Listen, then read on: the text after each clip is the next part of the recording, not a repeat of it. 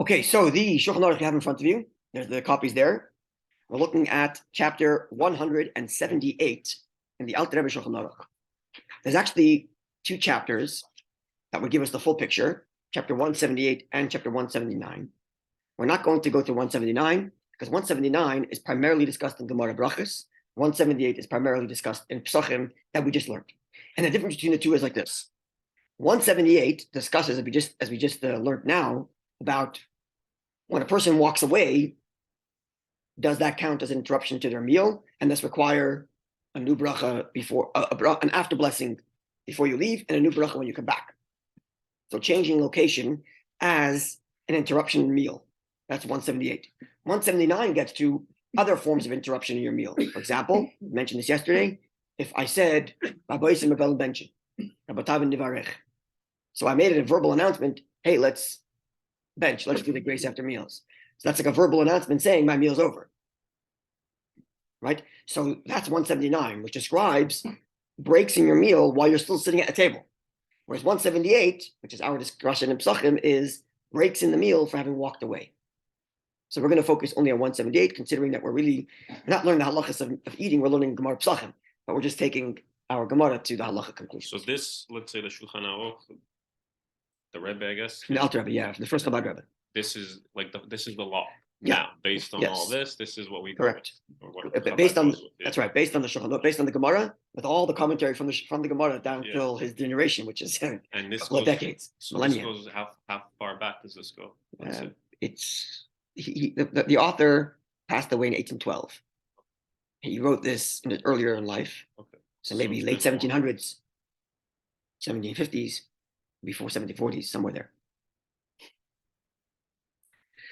Okay, so this section is called, I'm going to read in the Hebrew, but of course you can read along in the English, and we'll look at some of the footnotes as we go along.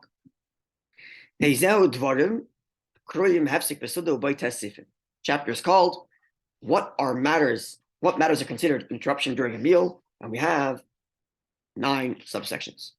Aleph, so it's the next page, right? I don't know why the printer put the whole page just for the title, but I'm not sure how the printer understands these things. Excuse me. Okay, Aleph. If someone was eating in this room, the Natala Michael, and he took his food, biyadai in his hand, and went to a different room to eat. So he has to go and make a blessing again. Okay, there are 2 things we just learned that we didn't know in our Gemara. Anybody find them? If the food moves with you? Number 1, the food moves with him. He's holding it in his hand. That's one thing. We didn't know this in the Gemara. The Gemara just said if you moved location. And actually, we learned Rashi's interpretation. And Rashi said, you went to a new building. But now we're learning another room is considered a new location. That's number 1. Another room. Number 2, you're still holding the food in your hand. This is a chiddush. That even when you're holding the food in your hand and you walk to a different room, bracha. It's funny because you're blessing the food, you're not blessing the room. Okay, but the point is it's considered a new eating because you went to a new room. Don't take the halacha just yet. We still have much more to go. And I told you there's a parenthesis we have to look at, which is going to maybe change up how we understand this. But for the moment, this is what we're understanding, which would mean you walk around holding a coffee in your hand. Every room you go to, you make a new bracha because it's a new drinking. That's quite a chiddush. So hold on to that for now, but we're going to come back to it. Huh? Or just sit and eat. Actually, it's quite clear, by the way, from this set of laws and other sets of laws in the Shulchan Aruch, that the halacha expects you take the time to eat like a mensch and sit in your place when you eat. Now, the whole idea of walking around while you're eating, the halacha, there's the laws of blessing that we come up here, but there are other times in the Gemara, the halacha discusses laws of like etiquette during eating, and there too it encourages to like sit, eat, in the bench. Don't wander around. Sorry? I've never left the table. Yeah. So there's meal and then there's snacking. See, snacking is a modern invention. The abundance, thank God, that we have has brought us to snacking. In the old day, what was snacking? Let's just think of snacking. You had your meal, you sat, you ate, you left. Walking around and eating was like A mensch doesn't do that. But today we have bags of chips, we're snacking, we're throwing things out. But the halacha doesn't really like that sort of behavior, as we'll see. It sounds almost like all these rules around, like that just sit and pray and eat and then pray and then leave, is just in case of like emergency. And now we apply it to snacking. But Okay, back so then we're gonna. it was like you were. So the parentheses that I keep on referring to talks a little about snacking. So we're gonna get there. So let's finish reading this halacha, and then I want to look at footnote number 1, where we understand how the Rebbe came to this conclusion. So again, from the beginning, someone was eating in this room, and he's holding the food in his hand, and he goes to a different room. He has to go back and make a new bracha in that new room. Why? Because he stood up and walked to a different place. Amidazu, this standing up, constitutes the end of his eating. Vizu, and now this in the next room, achila cheresi, is considered a new eating. And therefore requires him to make another bracha when he continues eating in the next room. Because it's a new eating. He hasn't yet commented on the after blessing of the food of the other room. He hasn't commented yet. When you come to the new room, new bracha. You sure you want to say something? No, I was just about to comment about the after bracha, but you Okay. just mentioned it. Okay, Sure, we'll get there. Yeah. Now, even though he has never diverted his attention from the eating, in his mind he's continuing to eat. But the fact that he got up and went to a different room indicates, to begin with, that his eating is over, and now he's in a new eating. Even if he comes back to his place to eat, so he has to go back and make a new bracha. So if you have a coffee in your office and you're drinking, and you walked out to go tell your secretary something, and you come back down, you want to continue drinking your coffee, new bracha. Okay, it's not about so whether the food came with you, whether the food did not come with you, and whether you're continuing to eat in the next room or you're coming back to the original room, the fact that you got, in other words, the issue is you standing up. See, that's what the Rebbe says here. Amidazu higmar achilasai. The standing up is the end of his eating. So the very fact that he stood up to leave the room, eating is over. So whether he comes back, whether he takes the food, eats somewhere else, new bracha. Right? Shakivan Shishina Makim Bentayim Hifsik Achilasai. Because he interrupted his location in between, because he changed locations in the meantime, that's considered a break and an interruption to his eating. But if he's in one room, from one location to another, this is not considered going to a new location, because it's one big room, even if it's a very large hall. Now, before we lose anything, next paragraph. But if we're going to go to footnote 1, okay, maybe we'll leave footnote 1 for tomorrow, but let's finish this halacha. Still 3 paragraphs to the halacha. If to begin with, when he made the blessing in this room, even if, but if, when he made the bracha, he had in mind to change his location from one room to the next while he eats. So in the first case, when he made the bracha, he was expecting to eat here. Now, when he walked away and ate, in his mind, he never stopped eating, but he did stop eating because he moved location. But here he's saying, to begin with, while he made the bracha, he had in mind to eat in the other room. Now this changes the game. Then, even if he eats in the next room, a different food, which is whose bracha is the same as the first one, and it's he doesn't have to make a new bracha. Okay, so I'm drinking coffee here, and when, not in the middle, I decided to leave. When I made the bracha, I knew that I was going to be taking my coffee into the next room. So now, when I take the coffee into the next room, not only can I continue drinking the coffee without a new bracha, but if I picked up a water in the next room, I don't have to make a new bracha, because water and coffee are the same bracha. Even though the water was not here when I made the bracha, but when I made the bracha, I knew I was going to go to that room. So when I drink the water in that room, I don't have to make a new bracha.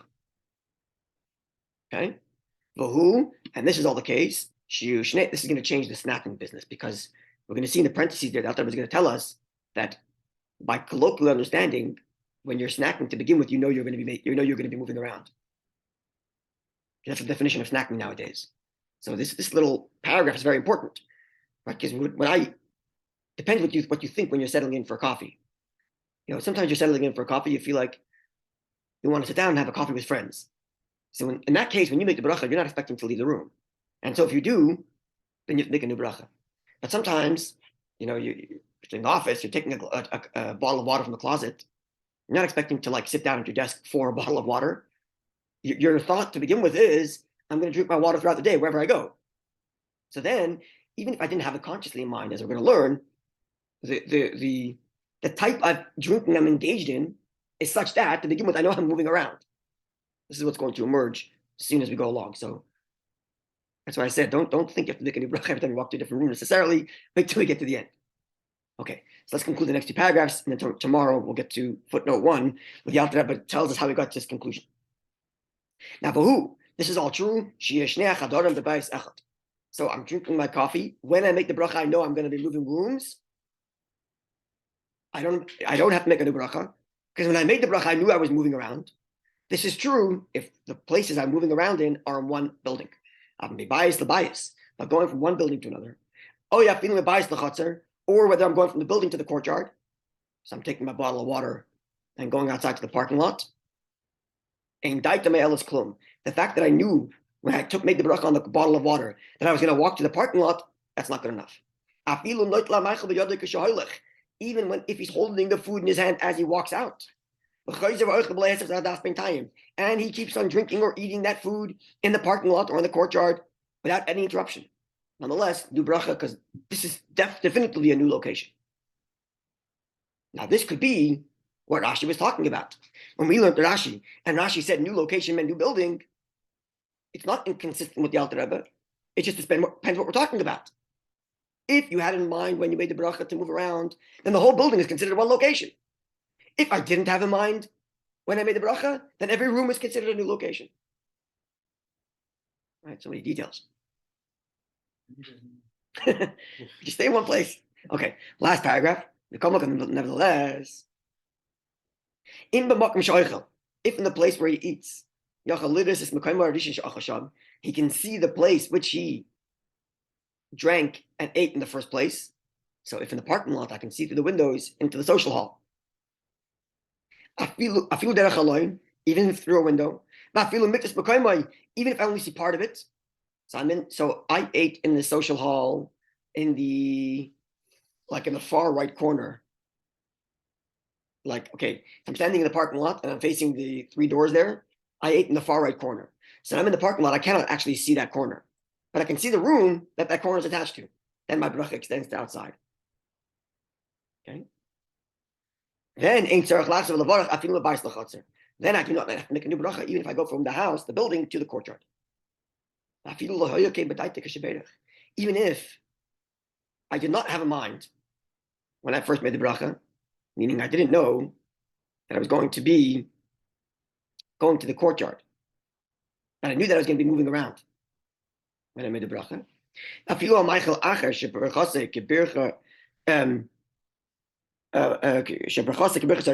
Even if I'm now drinking a new food, but that new food is the same bracha as the original food, so it's a fruit, and therefore it's a different fruit, but it's the same bracha, or a different drink, same bracha. If you had in mind to eat those things in that new place, as we're going to learn in chapter 2, as explained in chapter 206.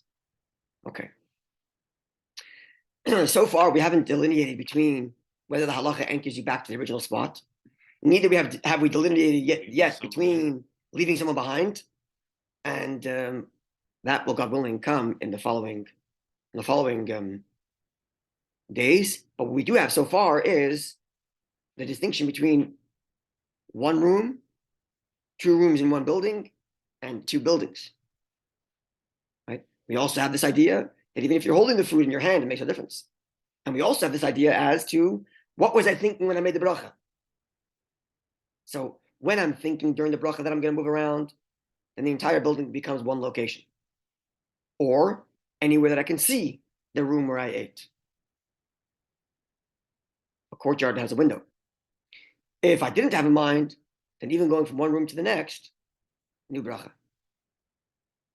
Because when I walk away, that's considered a new end to my eating. So if I stand up, walk away, come back into the room, new bracha. Okay, we haven't discussed what we're eating yet. but so far we're eating everything.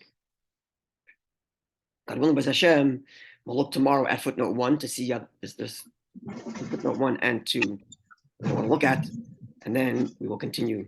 B'ez Hashem. Shukrak. Thank you, Rabbi. Have a wonderful day. Good day. Thank you. Would all of like the outside be considered a building or no?